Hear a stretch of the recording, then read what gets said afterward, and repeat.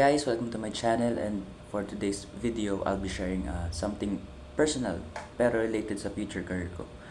Ang topic natin is how I see myself as an CS professional.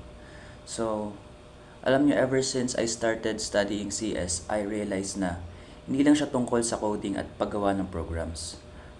Is it also about problem solving, helping people, and building solutions na makakatulong sa everyday life.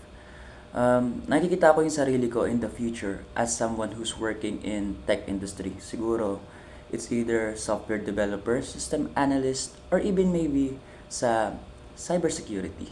Kasi gusto ko yung feeling na nagko-contribute ako sa innovation at the same time nakakapag-protect ako at nakakatulong sa ibang tao.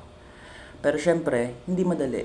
I see myself constantly learning, improving my skills, and keeping up with new technologies. Kasi sa CS, hindi pwede yung satisfied ka na sa alam mo ngayon. Every year may bago at saka kailangan mo lagi mag-update. I also want to be a type of CS professional na hindi lang magaling sa technical side but also marunong makipag-collaborate.